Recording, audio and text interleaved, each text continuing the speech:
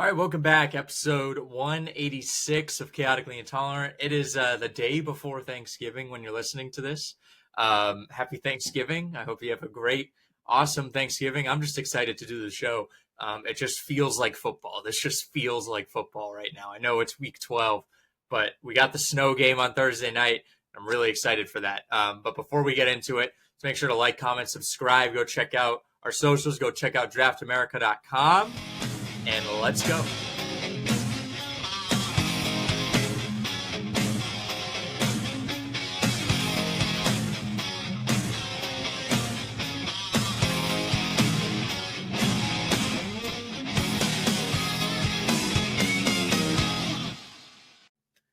All right, Mike.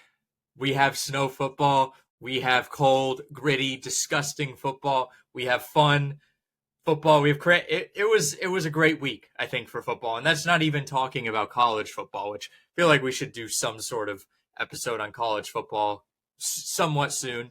You know, it's starting to get pretty interesting there, actually very interesting. But let's talk NFL. Thursday night football, we got the snow game. It was the greatest sight I've ever seen. I had a bunch of people over at halftime. We were just kind of a little checked out of the game. We're like, all right, whatever. And then you see that white coming down. You see all that snow coming down. And it is just a disgrace to me that the Cleveland Browns want to build a dome to take that away from us, because the brown uniforms in that snow just looks right. It looks like football. I'm getting emotional. But also seeing a Jameis win is even better. It was just a great night for football. It's been a great week. So, the Steelers. This was a classic Mike Tomlin letdown spot. I think I said it last week, and I'll say it again. Thursday night football, they're road favorites. That's a perfect letdown spot for Mike Tomlin when they're riding high. It was, and by the way, I agree with you. Dome football is not natural. Jameis was so hyped to play in the snow, so that would be a shame. I don't know if Buffalo, are they doing? They're doing a dome as well. Their fans were throwing themselves into the pit last year, and they did not lose a game when a fan threw themselves into the pit of the new stadium. So I think I'm pretty sure they're bringing a dome. Maybe it'll be retractable and we can get a snow game. I don't think that would happen, but yeah, I don't know. But I will say for the Browns, they've been giant killers this year. The two of their three wins are Ravens and Steelers at home. They've found a way to gear up for those games. I felt like as soon as Deshaun Watson went out, they were going to become a better football team. I think it was not just his poor play, but his presence and that albatross of the contract and all that. I think this game exposes the Steelers a little bit as frauds. I mean, not complete frauds, but this is kind of the Mike Tomlin special: overachieve, have winning seasons. But this isn't, these aren't the Roethlisberger Steelers. I think they're good. I think they could win a playoff game, maybe even two. But I don't see them getting to the Super Bowl. And if their defense struggles at all, it really puts them in a bind. So. But yeah, I loved watching this game. It came down to the end. The Browns almost found a way to choke it away. Steelers, that would have been just a despicable win by the Steelers. You talk about undeserved. They were getting dominated the whole game, and then a couple of big plays, and suddenly the Browns are on their heels. So obviously, as a Ravens fan, I was glad the Steelers lost, but it was justice that the Browns won this game too, especially at home in the snow. Justin Fields was the offensive spark in this game, which is just hilarious. You don't ever think about Justin Fields as the offensive spark. I think I said last week, for me to believe in the Steelers, they had to take the divisional games against the Bengals and the Browns for me to believe in them as a true Super Bowl contender. Now, again, everyone can go on a run in January and into February. But at this moment, I will not believe in the Steelers. They have that tough stretch of 3 games against the Ravens, Chiefs, and I can't remember who the last one is. Eagles. They play the Eagles, the Steagles game. And this was one like you have to have. I think this was for a team that wants the number 1 seed, for a team that wants those, they want to be considered a Super Bowl contender. You can't lose to the Browns at all. A 3-8 Browns team or a 2-8 Browns team at that time. So I think this is a really important one that they dropped. Let's move to Sunday. Sunday's games were just again, it was just crazy. Vikings Bears. The Vikings did the Vikings thing, where they just blow it like normal. Mm. And then but then the Bears kind of did the Bears thing where they gave you hope, gave you hope, gave you hope, and then ripped it away at the very last moment. So the Vikings are the Vikings good? Yeah, That's the question. I've been wrestling with this all year. I think they are. I actually think they are. And for all the Sam Darnold haters, you got to remember this guy was picked third in the draft. And when a guy who's kind of underachieved, does well, people just continue to doubt him, and they say, well, until he wins the Super Bowl. But then you go back and say this guy wasn't some random, fifth round, diamond in the rough. I mean, there was a lot of promise around Darnold. And I got to give him a lot of credit. He showed a lot of toughness and grit, and they have a lot of big time playmakers. I mean, they've got a pretty darn good offense, an aggressive defense. They did almost blow this game.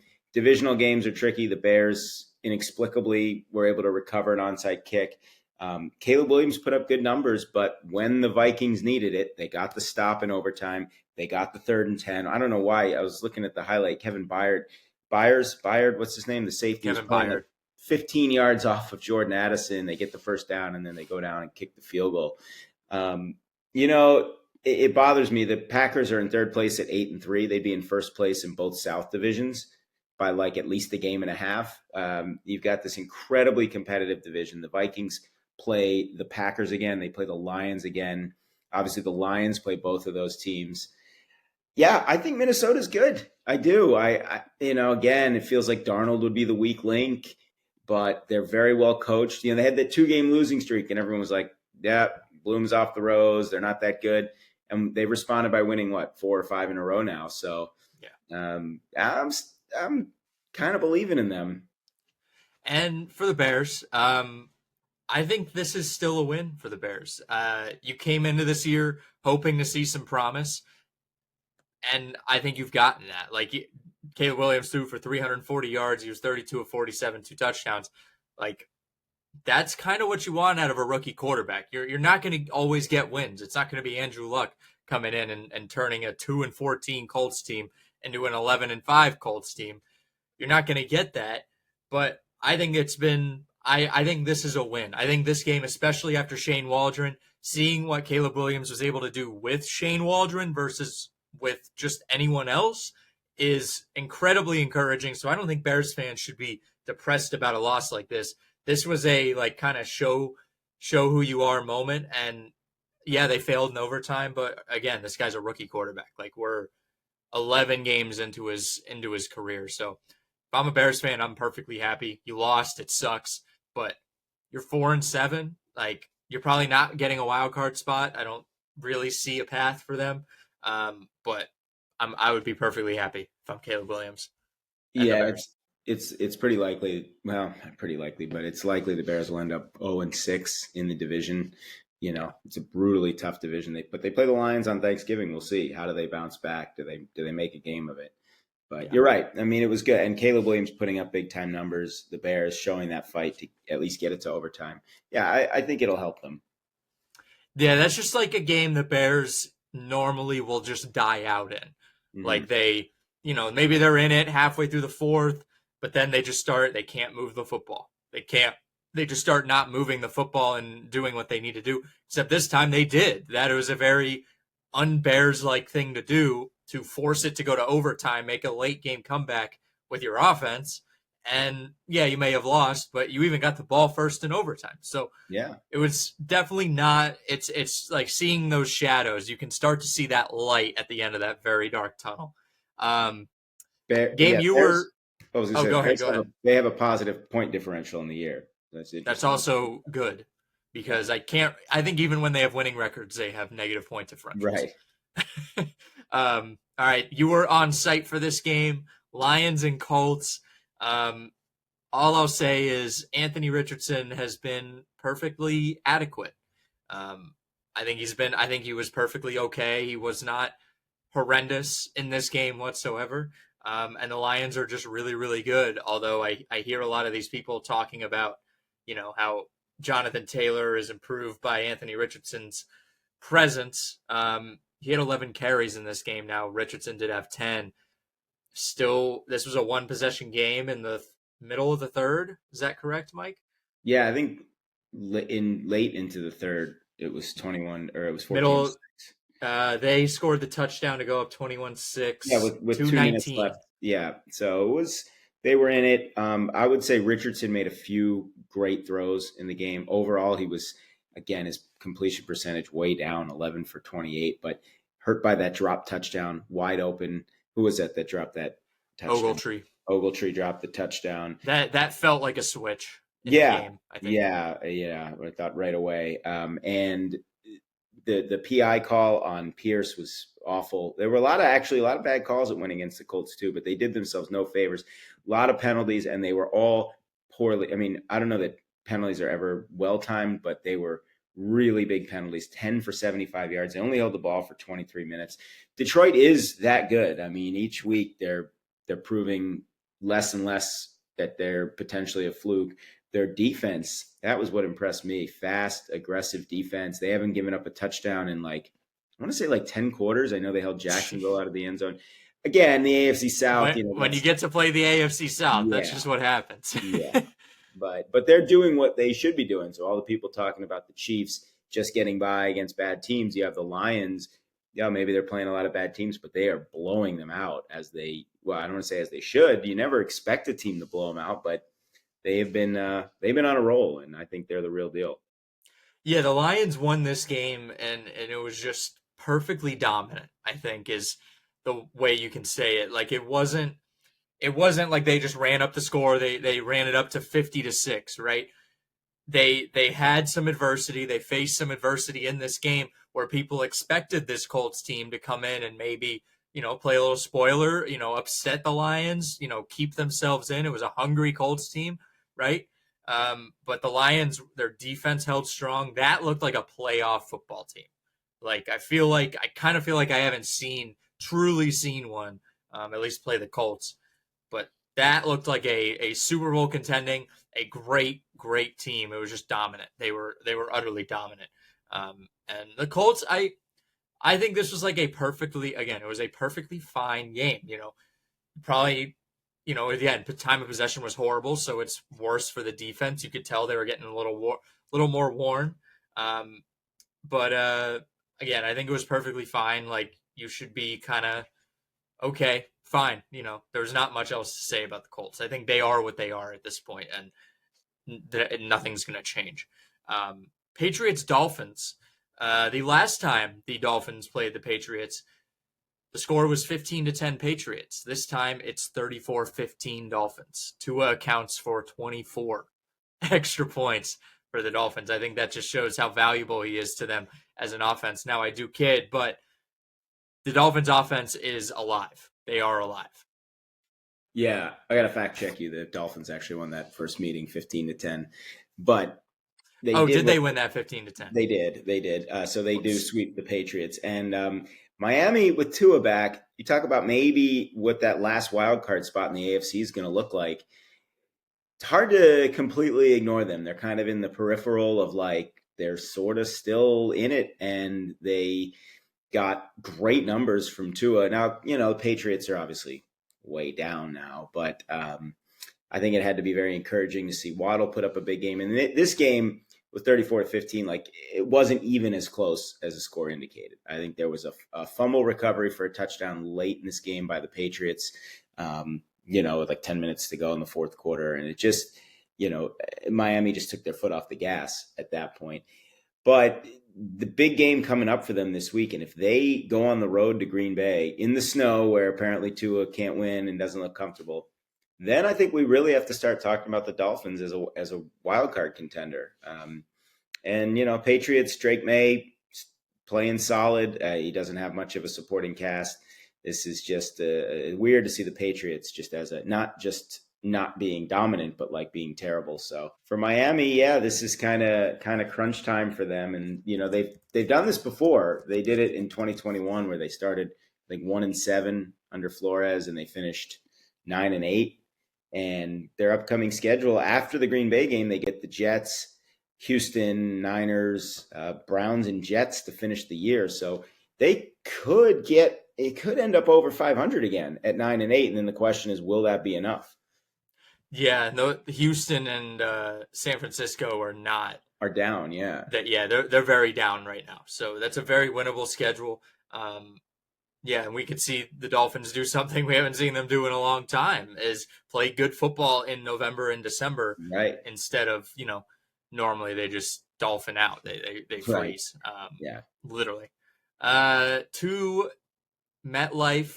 Now, the last time the Bucks were in this stadium was the memorable Antonio Brown game. Where Right. he took his helmet off, the Yeah. whole thing. But the Buccaneers just hold court, I would say, hold serve, whatever you want to call it. And the Giants are 0-1 in the post Daniel Jones era. I mean, they are, we talk about the Jaguars being bad and Browns were doing bad for a while, but this Giants team is starting to become next level bad. I And feel like every year we say, can like this might be the worst Giants team every year in like the last few years besides their playoff year.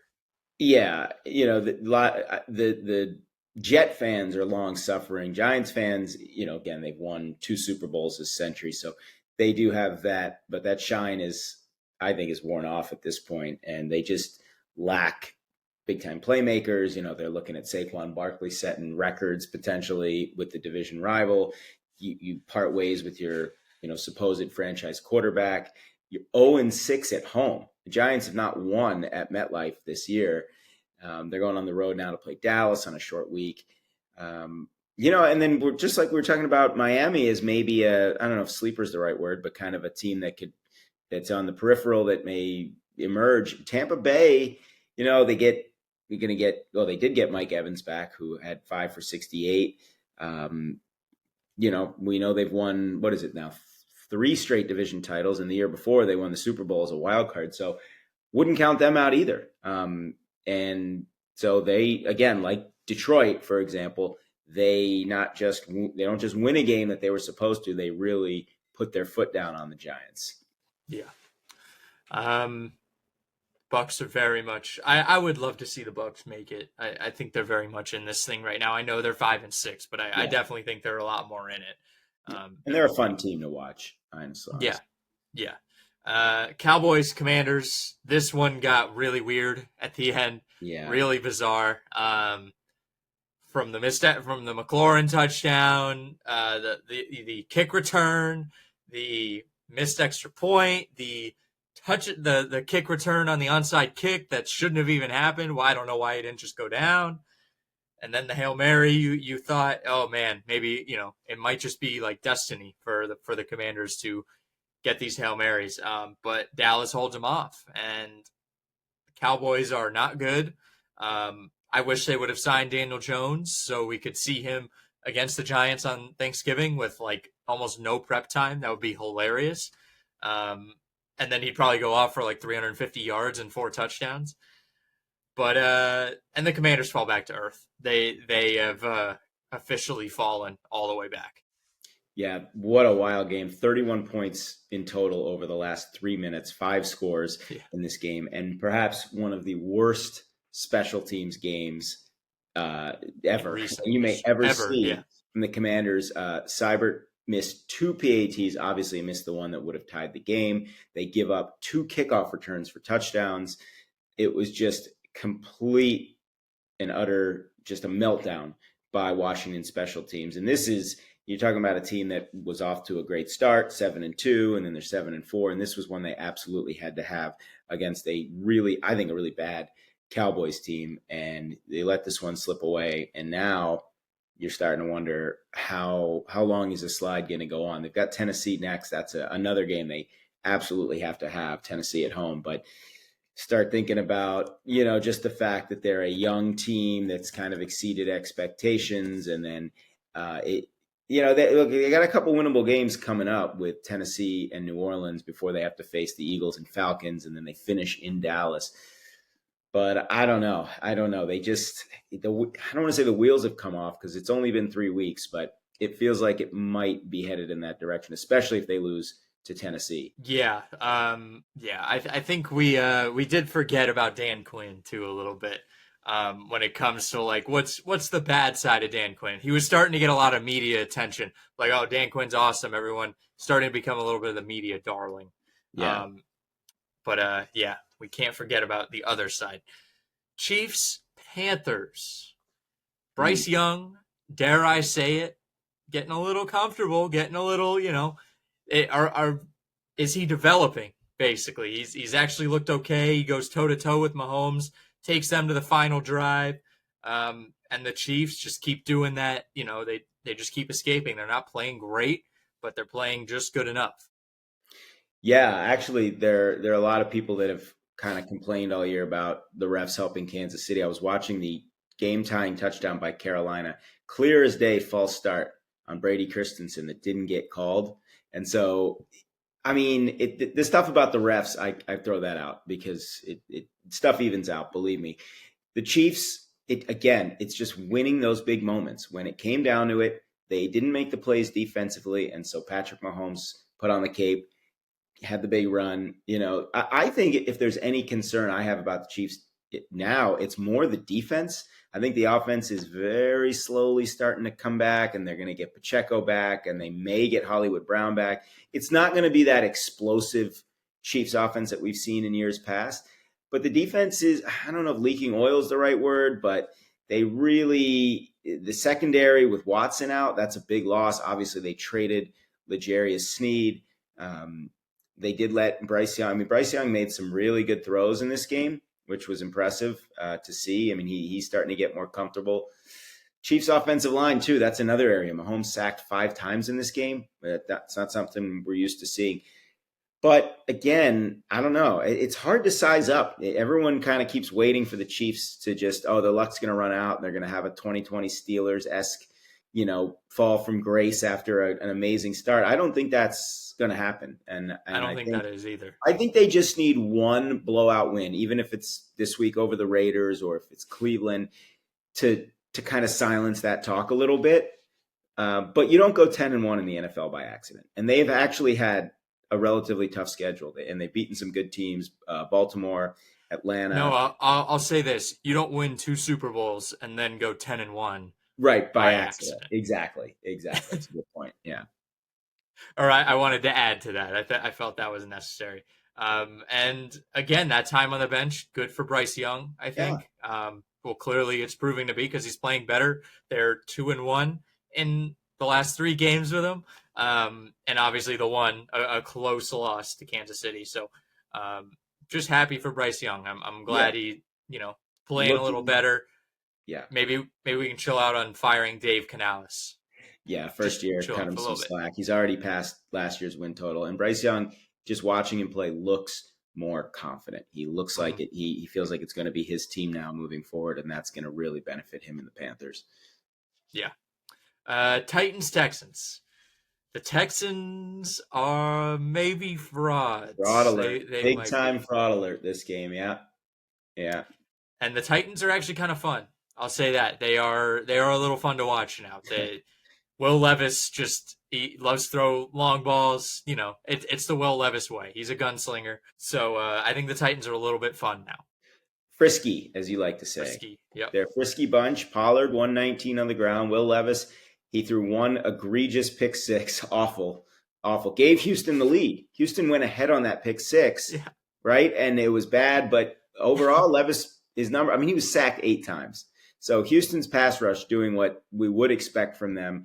They had, in terms of at least getting to the quarterback, Daniil Hunter had 3 sacks in this game. Will Anderson had 2.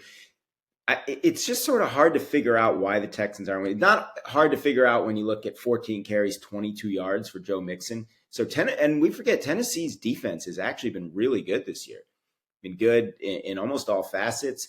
I think you got to tip your hat to Brian Callahan because for as bad as they are in the 3-8 record, they've played hard. They have a good defense. You can see maybe a little bit of the foundation. And Houston, man, they missed a short field goal late in the game, right? And 28 yards. And Fairbairn had a great year. Yeah. And then they have the Dan Orlovsky play. I mean, Stroud basically runs out of the end zone. I mean, you can't do that, especially with the game. I mean, Orlovsky's was probably in the first or second quarter. Garoppolo had one like that early in the game. But this was fourth quarter. I mean, it was like 3rd and 17 at the 1 yard line, and he basically runs out. They only had 12 first downs. They only had 260 yards of total offense. To me, even with Nico Collins back in the fold, that's really concerning. And you wonder if the Stephon Diggs injury is going to be a lot bigger than people realize. But Houston, they have a problem. And the good thing is they play in the AFC South. They'll probably still win the division. But don't discount how difficult their closing schedule is. After Jacksonville, they've got Miami, Kansas City, Baltimore, and then they finish at Tennessee, who just beat them. Yeah. I did forget the Bills will have an open air stadium. I did forget Okay, about good. that. Yes. They are keeping the open air, so that's good. Um, yeah, the Colts are not really doing themselves any favors. This has been a time where you hope you can take some games, you can pick up some wins, and they just haven't, because this was like the perfect time to strike on Houston. Broncos Raiders. Apparently, Bo Nix set the Broncos rookie touchdown record. Good for him. I did not know that, because I feel like this game didn't even happen. There wasn't really anything exciting. Gardner Minshew's out for the year, which sucks, but it was a tough year for him anyways. So, yeah, the Broncos win a game that they should have won. Yeah, Alex Smith, I saw on Countdown, said Bo Nix is going to have the best. He's going to be, or should be, the offensive rookie of the year. He has played great, great football. And they're getting, big game from Cortland Sutton, 8 for 97 and 2 touchdowns. Raiders, awful. The sequence at the end of the game that cost them covering the spread. Hey, they're in Vegas. Who knows? Could have been fixed.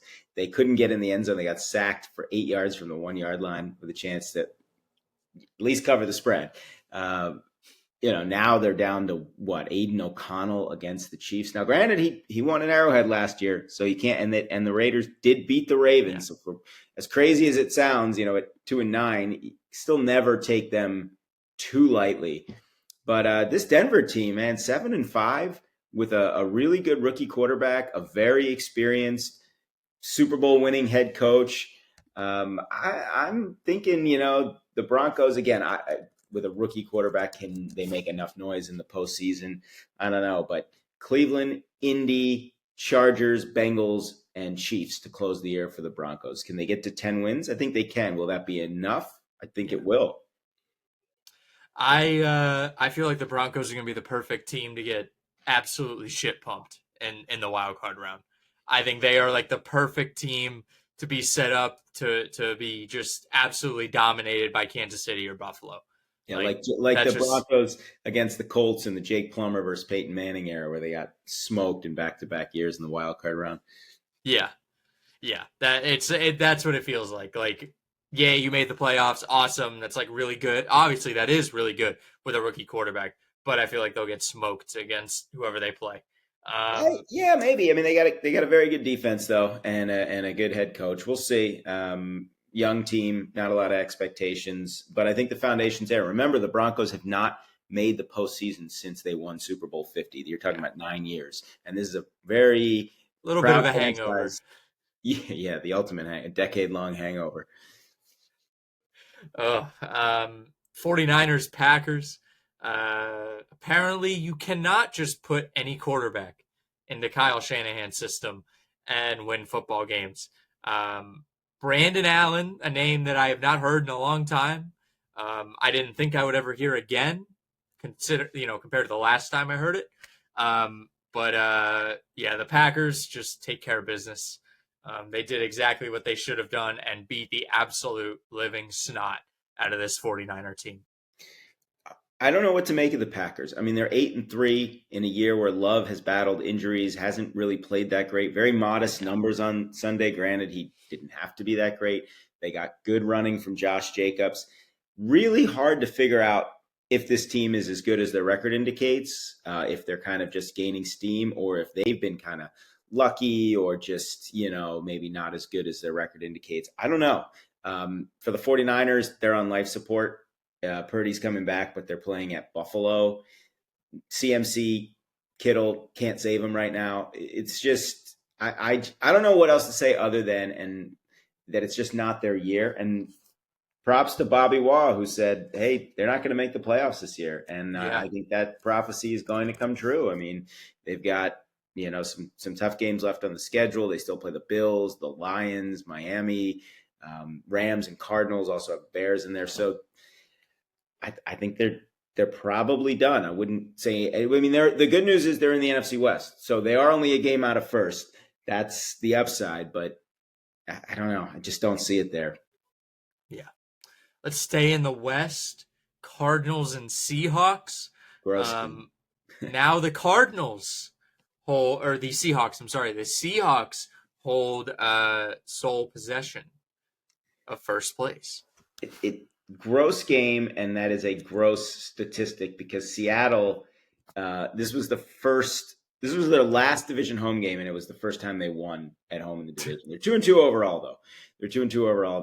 They're so. I mean, the point differentials: Seattle +2, Arizona +8, Rams -43, 49ers dead even. It's a underrated because we talk about the South divisions being bad. This NFC West is underratedly kind of terrible, and you have four teams that probably can all win it. I mean, the Rams look bad Sunday night, and the Niners are 1-3 in division play, so it's probably going to be one of either Seattle or Arizona.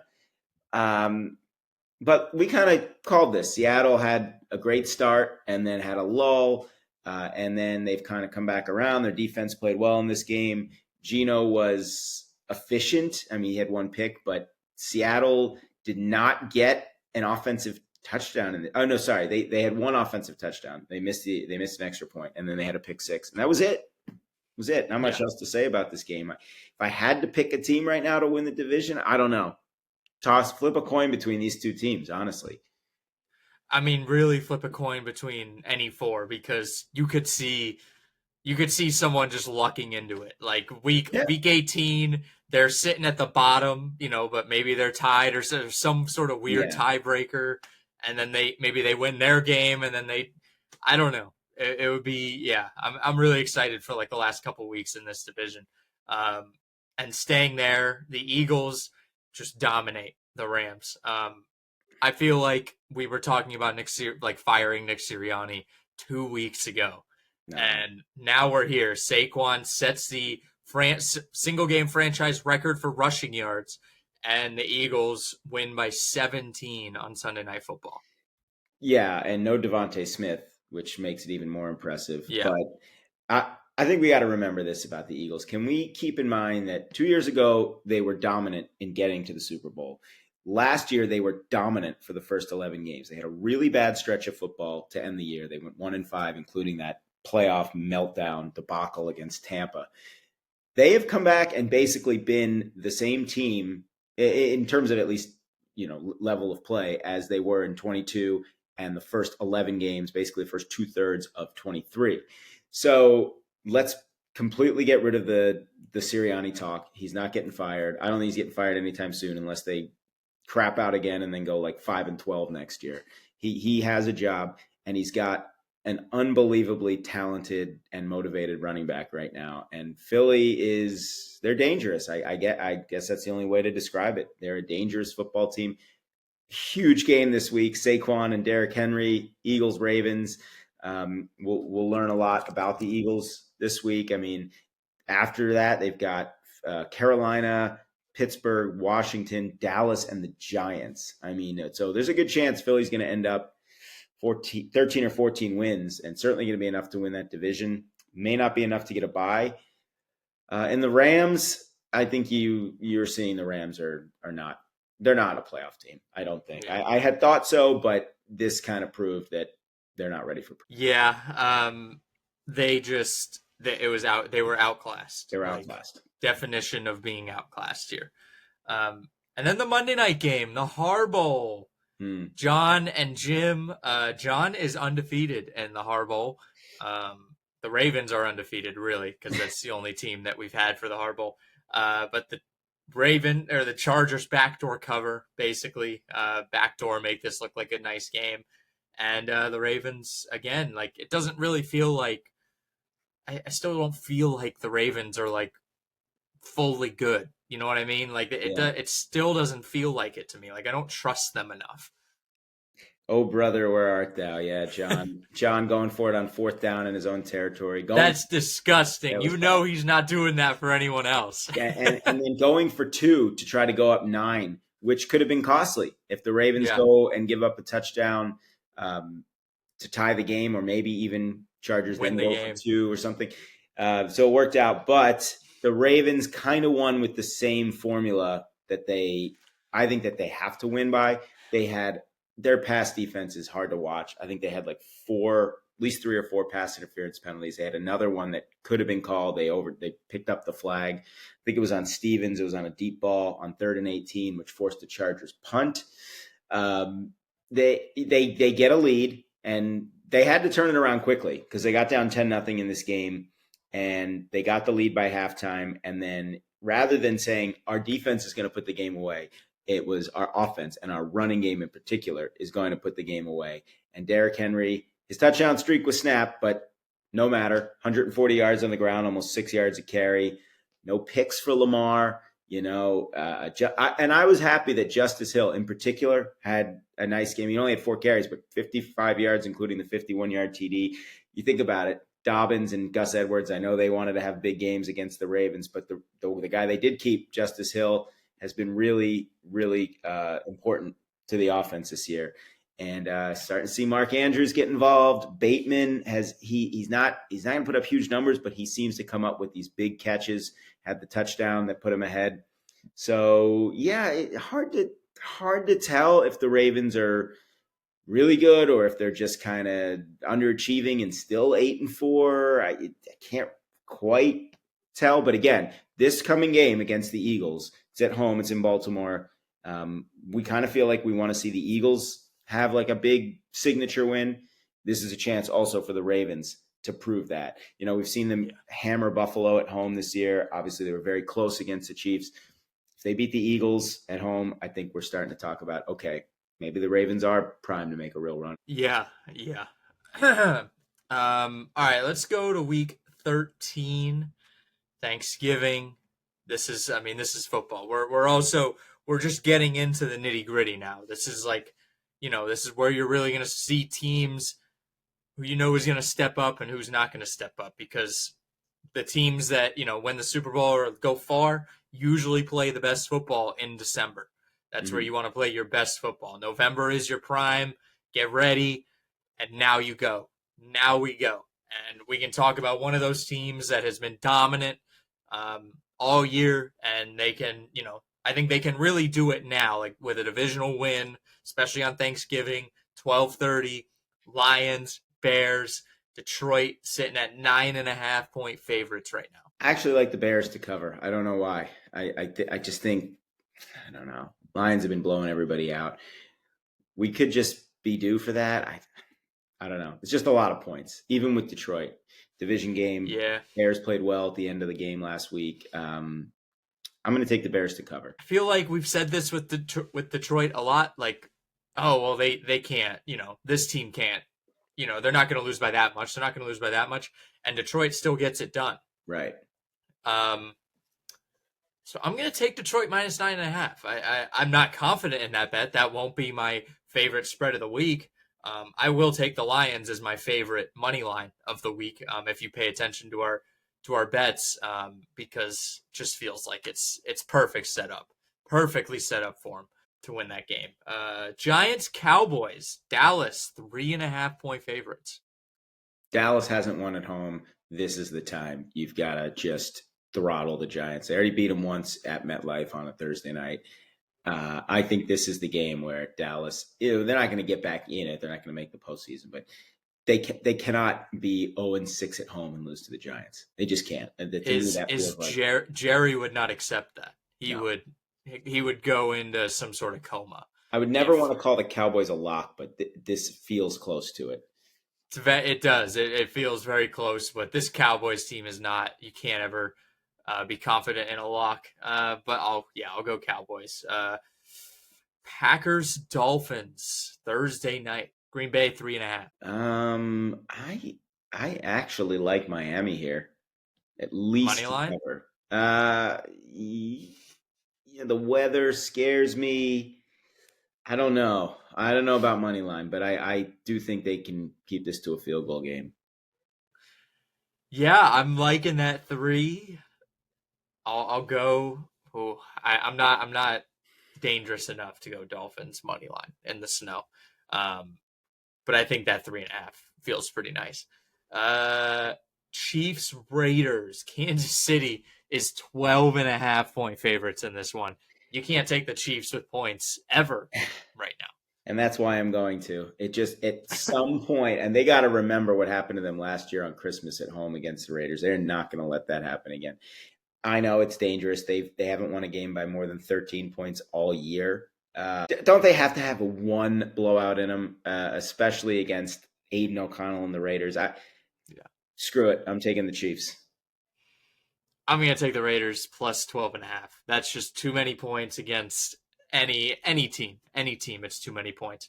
Um, Chargers, Falcons. The Chargers are 2.5 point favorites. This is again that matchup between the cursed franchises. It's the Who's Spider-Man meme. Yeah, it's the yeah. um, Chargers 7-4. Falcons have been slumping, and Darnell Mooney's questionable. J.K. Dobbins questionable this week.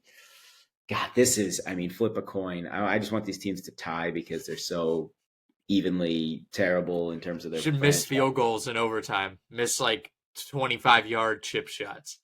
Yeah, yeah. Fumble on the kneel down. I don't know. I think I'm going to take the Chargers actually. I feel like this is a good time for the Falcons to come out and take an important one out of the bye. Like I think they might find their footing again. I'm gonna go with the Falcons here. I like especially the Chargers just lost on in prime time, and I don't know. I guess I I, like the I was Falcons. thinking Falcons. I could easily change my mind on this one. Yeah. I don't. Yeah, because Atlanta does need to bounce back at home. They are coming off a bye, which helps. I just don't trust either franchise. So to me, just No. pick it out of a hat. Yeah, that's the best way to do it. Steelers, Bengals, Cincy, 3 point favorites in Cincinnati. I gotta go Bengals. I gotta go Bengals here. The Steelers just I know Bengals the kind of year they've This had. I'm tired of this kind of fraudulent Steelers team. They should not be 9-3. And Cincinnati desperately needs a win. They only have one at home all year. I think this is the game they get it going. Yeah, if they're gonna do it, if they're gonna get to the playoffs, it's now or never. It's this week or you're not doing it. So I'm going Cincy too. There has to be urgency. It has to be there has to be urgency in that locker room. Cardinals Vikings, a battle of second place teams. Mm. Minnesota 3.5 point favorites. I think I like Minnesota. Yeah, I again, I mean, they could have that weird letdown after that crazy overtime Are game. the Vikings 10-2? Are they a 10-2 I football don't know. team? Are the Cardinals 7-5? That seems almost as egregious, honestly. I mean, the Vikings had that year a couple of years ago. I know it was all like the crazy wins where they won 13 games. So in a year where they're definitely better than that team, yeah, they could be 10-2. So I'm going to take Minnesota. I feel like this is like the Cardinals looked awful last week, and I think this is what they do. They reel you in. They're like, "Come on, you know we're bad. You know we're actually a really bad football team." And then they just come back out and win one you don't expect them. I'm crazy. I'm gonna pick the Cardinals here to win outright. Colts Patriots at Foxborough. This used to be a Sunday night football, Of like course. circle it on the calendar, and now it is, huh? They're playing this week? Oh, okay. Indy is a 2.5 point favorites on the road. I don't know. I mean, it would be fitting for the Colts to be at 500 given your good assessment of them as a perfectly adequate team. Yeah. But I actually am going to take New England. I don't know Oh why. no. Yeah, no, I No. don't know. I could flip a coin on this one. What's the weather going to be like? That's what I want to know. Is it 41. 41 right now. and sunny? Well, okay, all right. I'm going to take New England. I don't know. Again, I just don't trust either team really. The last time the Colts were in Foxborough, Frank Reich was their head coach, believe it or not. Oh, right. They played in Germany. That's what it was. Okay. He was canned that night. Wow. So yeah, we are. Yeah, I don't remember what the day was. I know it was late in the year. It was definitely late in the year. Seahawks, Jets, Seattle 2-point favorites at MetLife. This is a tricky one because Seattle, again, going on the road, and it's like, I know the Jets are the Jets, but like, can they really just keep losing? Geno Smith Yes. against the Yeah. Jets. Yeah, Gino, ultimate writing back situation here. They're gonna win this game by 500 points. Like Seattle is just gonna pile it on. This is a game Seattle really needs. They've got Arizona, Green Bay, Minnesota, Chicago, and the Rams to end the season schedule wise. I'll take Seattle. Aaron Rodgers against Seattle, and they played a lot. He beat him in the playoffs. I almost want to say that was his last postseason win, but it wasn't. I guess he beat the Rams in 2020. But I'll take Seattle begrudgingly. I mean, I could see the Jets pulling up. Again, it's only, 1.5, and that tells you something. I know it's home, so it might be 4.5, but it's the NFL, man. It's the NFL. Anything can happen. I'll take Seattle, but I'm not super confident in it. Yeah, Seattle sitting -2 right now. I just see no life in this Jets team. Aaron Rodgers came out and said if he plays next year, the Jets would be his preferred destination. I don't think he is the preferred Right, quarterback of the New exactly. York Jets. Yeah, Woody Johnson, not things, trouble in paradise, that's as right. as we like to say. Uh, but I think it's Seattle. I like Seattle all the way in this one. Titans, Commanders, Washington, 5.5-point favorites. Honestly, that feels like a lot given what the Commanders have done. I think they'll win the game, but I don't know. Tennessee's got a good defense. I think the Titans at least keep it close, keep it within a few points.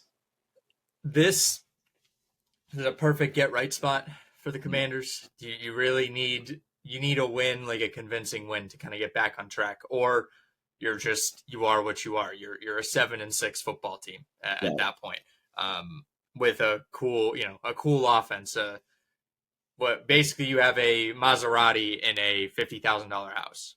I Hmm. don't even know if that can even translate to today's housing market, but it definitely doesn't. But I really want to see the Commanders get a win. I'll pick them at -5.5, because that's what I think should happen. Probably not going to happen though. Texans Jaguars. Houston -4 in Jacksonville. Jacksonville. I don't know why they're so You awful. like Jacksonville here? Just because I'm just I don't know with the points. Houston. I know it should be a bounce back spot for them.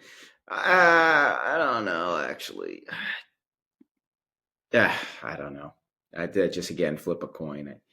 I'll just take the points. That's all I can say. The last time that the Jaguars have beat the Texans in Jacksonville, do you know when that was? I'm just gonna guess like 2018 or something. I don't know. 2017 was the Wow. last time the Jaguars have beat the Texans in Jacksonville. Um, No. Before that, it was 2013, and Mm. then there was a string of 4 years where they won. So not good recent history for the Jaguars against the Texans in Jacksonville. So I am going to go with the Texans here. Although logic would say maybe they're primed to lose, but I don't care. I'm going with the Texans. Um, Rams and Saints, a rematch of what, the 2018. 2017, 2018. 2018? Yeah. I'm going with the Saints. They're kind of rolling right now. Rams look Yeah, terrible. give me Darren Rizzi. Give me the. The Riz, yeah. I'm not even going to say it. I don't even want to make the audience cringe too much. Um, Bucks Panthers Tampa 6-point favorites going into Carolina. And I why like do I kind of Carolina. like Carolina? I like Carolina. Yeah, I think again with the points, I think the Bucks are getting better, but I think the confidence of playing that game against the Chiefs, I can see the Panthers winning this one outright. To be honest with you. Yeah, Carolina +6 at the least. If not, give me the whole thing. Um, Throw them in a e- teaser with Dallas. Yeah. yeah. Eagles Ravens. I have been trying to find tickets for this game because I will be up in Baltimore this Oh. weekend. But no dice. These tickets are ridiculous. Yeah, yeah. I think Philly's just got to lose a game at some point. They've won 7 in a row. That's actually my basis for picking this game. And the Ravens, I think, getting some of their confidence back by beating the Chargers, even though on a short week. I hope that Henry outshines Barkley in this one. Yeah, how we've talked about the Eagles, like, are they really 10-2? Because I feel like we've talked about them like they're a 500 football team. You got, what are they? They've won 6 straight, 7 straight now. I don't know if they're an 8 straight win football team. I think the Ravens also have to get their wins up because you lose this one, now you're looking at 12-5. And is that going to win you the North? It's debate. I mean, that's debatable. I mean, who knows what the Steelers are going to be? They are, I don't think that we don't know what they are yet. You got to win this. This is a really important game, I think, for your seeding, for everything. You got to win. Still very much in the division race. You're a half a game back. Um, yeah, because they're 8-3, and you guys are 8-4. 49ers, Bills, Sunday Night Football. It's going to be a stinker. Buffalo, 7-point favorites. Buffalo probably, but I could see the Niners hanging around in this game because there's that desperation that their season almost feels like on the line, even in the NFC West. But the Bills are just playing so well right now. Hard to pick against them. Yeah, I can't really pick against the Bills. Maybe San Francisco +7. I think they're going to teeter on that, like a 5-7 point backdoor cover type of thing. Yeah. And then Browns and Broncos rematch of the drive. I think it was the 94. It was Or 86, I think. Well, they played back either twice in a row or 3 times in 4 years. We know the drive was what? I think that was 86. Yeah, it was the 86 championship game. And then they played again. They played a few times there in the late 80s. But anyway, I like Denver. Denver's rolling. I know Browns are playing better, but maybe they have a letdown after that snow game against the Steelers. They have to go on the road against a hot rookie quarterback. I mean, this is an opportunity for Denver to get to 8-5. I mean, who would have thought? Especially after they started 0-2 this year. Yeah. And they had the heartbreaking loss against the Chiefs. Again, like we said, Denver's schedule is not all that tough. I mean, Cleveland, and they got Indy, the Chargers, the Bengals, and then the Chiefs they host. But who knows if that game might not mean anything to the Chiefs. So, yeah, give me Denver. Jameis, though. Jameis is just sitting there like, listen, I'm here. I'm right here. Logic says to go with the Broncos, but my heart tells me Jameis. I'm going to go with my heart just to go against you. I'm going to go with the Browns. Give me Jameis. Also, Sunday Night Football could be a snow game. Great. FYI, PSA to all of the football fans out there, if you're doing anything on Sunday night, cancel it. Get cozy on Sunday night. Turn on Bills, 49ers. Maybe if you have a second TV, throw on a little Christmas movie just to get the ambiance, get the vibe, decorate the tree. Do something like that. I mean, hell, Bills and 49ers, it's a little Christmas colors anyways. You got red and blue. Yeah. Which I know blue isn't very much Christmas color, but that red is going to pop, that snow, that white. It's going to be awesome. I'm so excited. Oh, I love this time of year. Make sure to like, comment, subscribe. Thank you all for watching, and we will see you next week. It will be Christmas time officially.